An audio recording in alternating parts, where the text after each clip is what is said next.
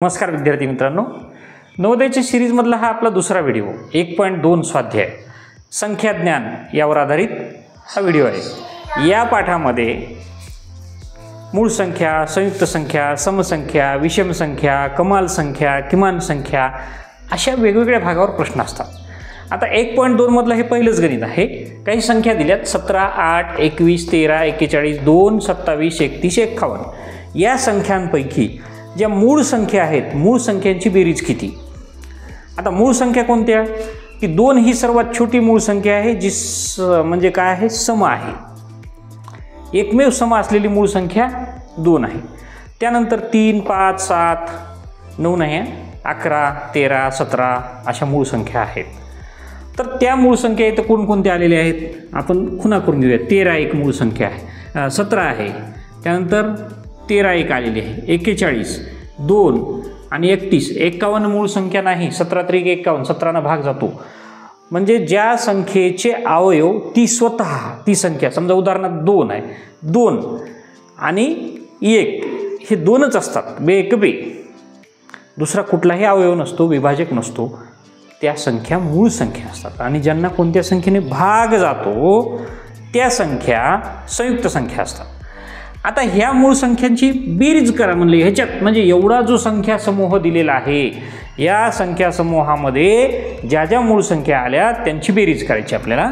पहा, 17, 13, 41, 2 आणि 31 या संख्या आहेत। 1, 2, 3, 4, 5 संख्या ही संयुक्त संख्या आहेत। 8, 21, 3 7 21 भाग जातो, 3 9 27, 17 त्रिक 51 भाग जातो, मग 7 आणि 3 10 आणि 1 11, 12 13, 14ला 4 हातचाला 1, 3 हातचा 1 4, 4 आणि 4 8, 9 10, 104 पर्याय क्रमांक C। अशा पद्धतीने पहिल्या उदाहरणाचं जे उत्तर आलेलं आहे हे पर्याय क्रमांक C 104 या संख्यांपैकी मूळ संख्यांची बेरीज 104। आता आपण दुसरं उदाहरण घेऊया। आता हे दुसरं उदाहरण आहे, पुढीलपैकी कोणते विधान बरोबर आहे, म्हणजे 4 वाक्य दिलेली आहेत, यातलं बरोबर कोणतं शोधायचं आहे। आता पहिलं वाक्य आहे 0 ही विषम संख्या आहे। पहा, आता विषम संख्या कोणाला म्हणायचं, ज्या संख्येच्या एकक स्थानी 1 3 5 7 9 हे अंक असतात त्याला विषम आहे। का इथं काही नाही, 0 काय असणार आहे, 0ला काय एकक नाही ना, दशक नाही, काही नाही। दुसरं विधान आहे 0 ही समसंख्या आहे। आता समसंख्येची व्याख्या काय होते, ज्या संख्येच्या एकक स्थानी 0 2 4 6 8 हे अंक असतात त्याला काय म्हणतात, समसंख्या आहे असं म्हणतात। आता 0 आहे परंतु 0ची किंमतच नाही काही, 0 ही मूळ संख्या आहे। तिसरं विधान, मग मूळ संख्या कशाला म्हणायचं की ज्या संख्येचे अवयव 1 आणि तीच संख्या असते। इथं 1 अवयव होतच नाही, 1 न 0ला गुणलं तरी 0च येतो, म्हणजे मूळ संख्याही नाही, समसंख्याही नाही आणि विषम संख्याही नाही। मग चौथं विधान काय आहे, 0 ही विषमही नाही संख्या नाही आणि समसंख्याही नाही, म्हणजे पर्याय क्रमांक 4 हे बरोबर आहे। 0 ही सम नाही, विषम नाही। आलं का लक्षात? हे बाकीचे तीनही पर्याय जे आहेत हे चूक आहेत। आलं लक्षात? आता याच्यानंतरचं दुसरं म्हणजे 3 नंबरचं उदाहरण घेऊ आपण। आता हे तिसरं उदाहरण पहा, 3 ची दर्शनी किंमत आणि 36,890 या संख्येतील 3 ची स्थानिक किंमत यातील फरक काढा। हा फरक फार पटकन निघायला पाहिजे आपल्याला। 3 ची दर्शनी किंमत म्हणजेच या 3 कडे पाहिल्यानंतर आपल्याला काय दिसतं, ह्याची किंमत किती दिसते, हे किती आहे, एवढे चॉकलेट तुम्हाला दिले म्हणजे किती दिले, 3 दिले, म्हणजे ह्याला पाहिल्याबरोबर ह्याचं दर्शन झाल्याबरोबर आपल्याला जो अंक आठवतो, या अंक संख्याचित्राचं दर्शन झाल्याबरोबर जो अंक आठवतो तो 3 आहे। परंतु या ठिकाणी जो 3 बसला आहे याची स्थानिक किंमत म्हणजे हा ज्या जागेवर बसलाय त्या जागेची किंमत किती आहे, एकक दशक शतक हजार 10,000 म्हणजे 30,000 ही त्याची किंमत आहे। 30,000, 1 2 3 4 त्याच्या पुढे 1 2 3 4 अंक आहेत, 4 0 यातील फरक काढा म्हणले। फरक म्हणजे वजाबाकी, 0 मधून 3 काढायचे, जातं का नाही जात। 0 ने याला उसना मागला, इथं काही नाही, परत याच्याकडून घेतला, इथं काही नाही, परत याच्याकडे गेला, इथं काही नाही, याने मात्र दिला, इथं राहिले 2। आता 10 मधून इथं 1 गेला, इथं राहिले 9, या 10ने परत इथं दिला, इथं राहिले 9, परत आता इथं 10 झाल्यामुळे ह्याने उसना परत दिला, याला परत दिल्यामुळं म्हणजे याने मागितला होता उसना याच्याकडे, इथं झाले 10. आता 10 मधून 3 गेले, राहिले 7. 9 मधून जायला कोणीच नाही, 9 राहिले. 9 मधून जायला कोणीच नाही, 9 राहिले. परत इथून 9ला काढायला कोणी नाही, तर राहिले 9. म्हणजेच 29,997 ही संख्या आली. 29,997. आता पर्यायात शोधू आपण कुठं आहे ते सरळ सरळ दिसतंय. 29,997 पर्याय क्रमांक बी हा बरोबर आहे. आलं का लक्षात? दर्शनी किंमत, स्थानिक किंमत. आता तुम्ही चौथीतून नुकतेच 5वीत आलेले आहात. काही जणांचा सराव झालेला आहे, काही जणांचा नाही झालेला आहे. हे नुसतं गणित नाही पाहायचं, गणित पाहत पाहत ह्या छोट्या छोट्या बाकीच्या गोष्टी शिकून घ्यायच्यात आपल्याला. विद्यार्थी मित्रांनो, तुम्हाला म्हणजे माझ्याकडनं खूप शुभेच्छा आहेत. हे करत असताना तुम्ही हे व्हिडिओ पाहायला आले म्हणजे तुम्ही शाळेत शिकत आहात, इथं ऑनलाईन पाहत आहात, म्हणजे तुम्हाला काहीतरी करण्याची जिद्द तुमच्यामध्ये आहे.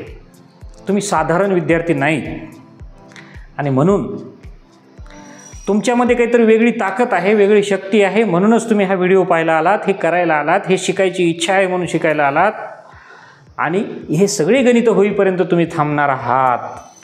म्हणजेच की तुम्ही हे सगळं शिकून घेणार आहात. आणि हे शिकत असताना, हा एक गणित शिकत असताना तुम्ही दर्शनी किंमत, स्थानिक किंमत, त्यातला फरक, हे सगळं उसण्याची वजाबाकी, बारीक सारीक गोष्टी पटापट शिकून घ्यायलात. आता आपण चौथं उदाहरण घेऊया. आता हा चौथा प्रश्न घेऊया. 33 आणि 97 यांच्या बाबतीत पुढीलपैकी काय खरे आहे?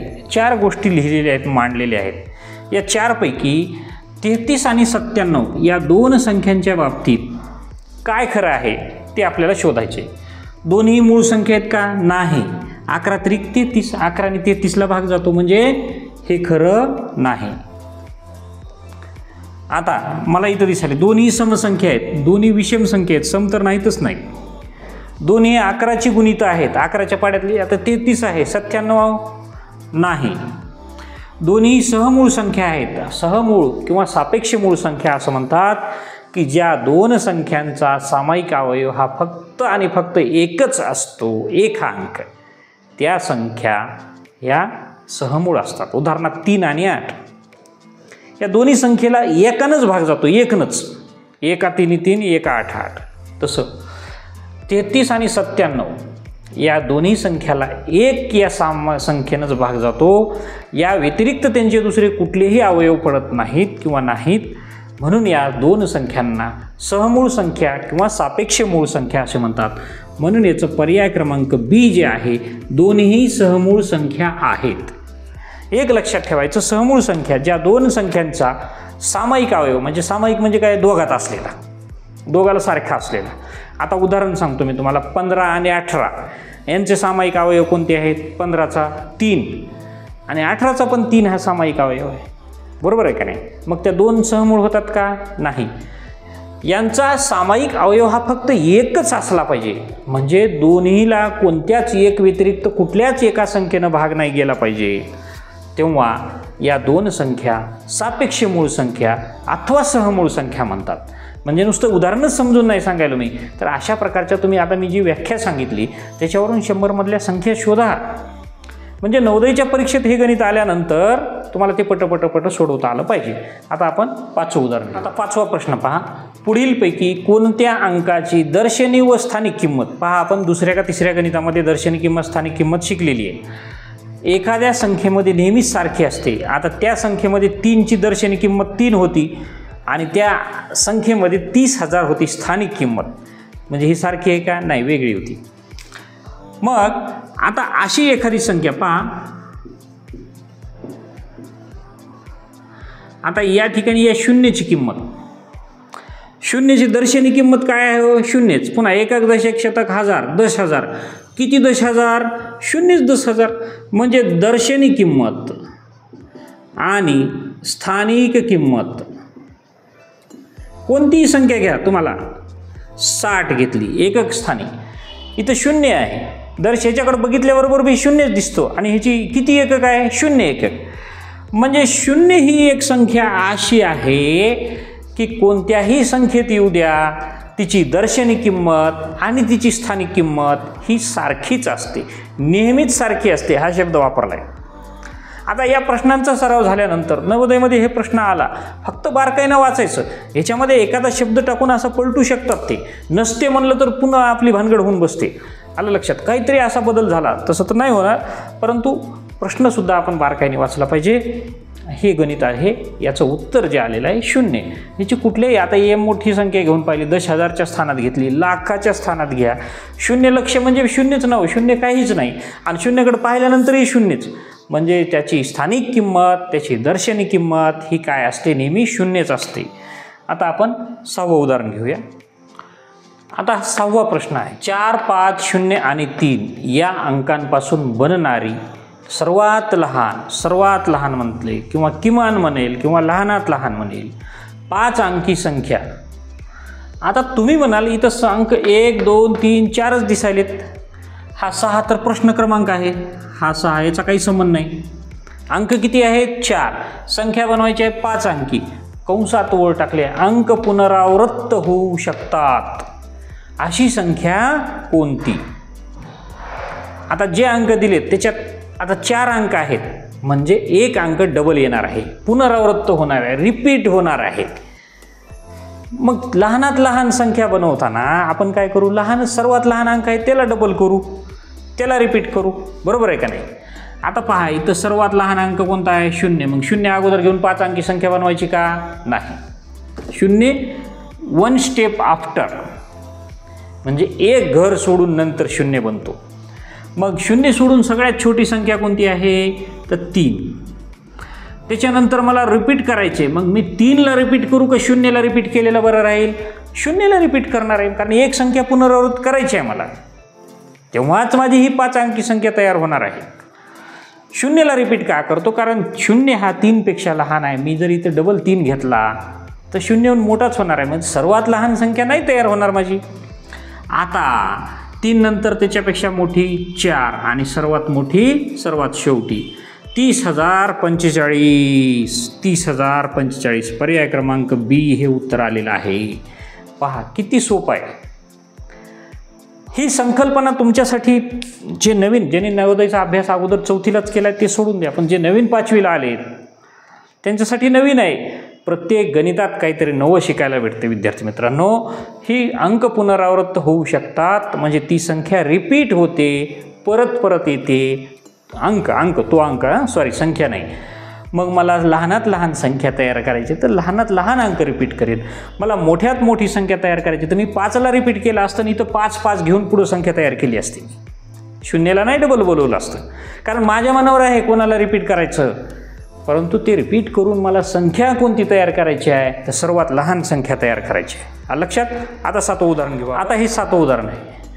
n या कोणत्याही नैसर्गिक संख्येच्या बाबतीत पुढीलपैकी कोणते विधान सत्य आहे? आता मुळामध्ये तुम्ही विद्यार्थी मित्रांनो 4थीपर्यंत 1, 2, 1000, 10,000 लक्ष शिकलेले असतात, परंतु हा शब्द तुमच्यासाठी नवीन आहे. इथंच उदाहरण तुम्ही म्हणतात बाबा हे खूप अवघड आहे. नैसर्गिक संख्या म्हणजे 1, 2, 3, 4, 5, 6, 7, 8, 9, 10 जे काय असेल ते. आलं का लक्षात? नैसर्गिक संख्या अनंतापर्यंत. मग n या नैसर्गिक संख्येच्या बाबतीत पुढीलपैकी कोणते विधान सत्य आहे? आता हे मोठं आहे, nचा वर्ग आणि घन. आता पहा, वर्ग घन मी गणित शिकवतो, 7वी 8वीपर्यंत गणित शिकवलेलं आहे, 7वीला आहे, तुम्ही 5वीत आहात. परंतु आहे नवोदयला लागायचं म्हणजे जिल्ह्यातल्या हजारो विद्यार्थ्यांमध्ये तुम्ही 70-80 विद्यार्थीच निवडले जाणार आहात. तुम्हाला 5वीच्या अभ्यासक्रमाच्या पुढचं ज्ञान असावं लागतं, आणि ते आपल्याला कणाकणानं मिळवत जायचं आहे. अजून खूप वेळ आहे, घाबरायचं नाही. प्रत्येक व्हिडिओतून मी म्हणलं ना, प्रत्येक व्हिडिओमध्ये प्रत्येक गणितात आपल्याला शिकण्यासारखी गोष्ट आहे. nचा वर्ग म्हणजे एखादी संख्या आहे, समजा 2 किंवा 5 आहे, 5 घेऊ. 5चा वर्ग पेक्षा मोठं 5चा घन. 5चा वर्ग किती? 5 5 25 आणि 5चा घन 125 होती. 5 गुणिले 5 गुणिले 5, 5 5 25, 25 5 125. हा वर्ग काय असतो? तर nचा वर्ग म्हणजे n गुणिले n, संख्या गुणिले संख्या. घन काय? डोक्यावर जो अंक असतो तितक्या वेळा ती संख्या गुणाकारात लिहायची असते. झालं 7वीचा घातांक तुमचा. बस झालं, एवढं जरी आलं तरी आपल्याला. मग 5चा वर्ग 25 आहे आणि 125 पेक्षा, म्हणजे हे उदाहरण चूक आहे. आता दुसरं, nचा घन हे nच्या वर्गपेक्षा मोठा आहे. आता मला सांगा 1चा घन आणि हे 2चा वर्ग. 1चा घन काय एकच आणि 2चा वर्ग काय 4. 4पेक्षा 1 मोठं होतं का? नाही. हे उदाहरण चूक आहे. मी गणित घेऊन सांगायलो हां तुम्हाला. पहा, हे पहिल्याचं, हे दुसऱ्याचं, हे तिसऱ्याचं. तिसरं तर बाबा फारच वेगळं केले. nचा वर्ग वजा nचा घन. समजा 0चा वर्ग 0च, 0चा घन 0च पेक्षा मोठं 0. आता 0मधून 0पेक्षा मोठं 0 होतंय का? नाही. म्हणजे कुठल्याही परिस्थितीत हे सुद्धा चूक होते. मग हे बरोबर आहे. 0पेक्षा कोणतीही नैसर्गिक संख्या 1 पासून सुरू होणारी कोणती बी संख्या मोठी असते. एवढं डोकं नाही लावलं तरी चालते, आपल्याला एवढं डोकं लावलं तरी चालतं. 0पेक्षा कोणतीही नैसर्गिक संख्या ही मोठीच असते. आलं का लक्षात? आणि म्हणून विधान 4 हे बरोबर आहे. अशा प्रकारे विद्यार्थी मित्रांनो, स्वाध्याय क्रमांक 1.2 आपला पूर्ण झालेला आहे. मी म्हटल्याप्रमाणे अजिबात न घाबरून जाता प्रत्येक गणितात काही ना काही शिकण्यासारखं आहे, ते शिका. नवोदयला आपण निश्चित लागणार आहोत आणि त्याही पलीकडे जाऊन आपल्याला नुसतं नवोदयवर थांबायचं नाही, तर पुढं 10वी 12वी तुम्ही इंजिनियर होणार आहेत, कुणी डॉक्टर होणार आहेत, चांगले मोठमोठे वेगवेगळ्या क्षेत्रात काम करणार आहेत, कुणी व्यापारी होणार आहेत. तुम्हाला त्या प्रत्येक क्षेत्रामध्ये गणिताशिवाय काहीच करू शकत नाही माणूस. आणि तुमचं गणित या माध्यमातून, या अभ्यासातून पक्कं होत चाललेलं आहे. 1ली 2री 3री 4थीचं जग तुमचं आता संपलेलं आहे. तुम्ही 5वीत आलात.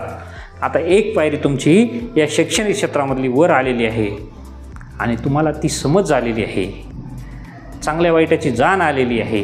निश्चित तुम्ही त्यात यशस्वी व्हाल. व्हिडिओ आवडला त्याला अवश्य लाईक करा, चॅनलला सबस्क्राईब करा. धन्यवाद.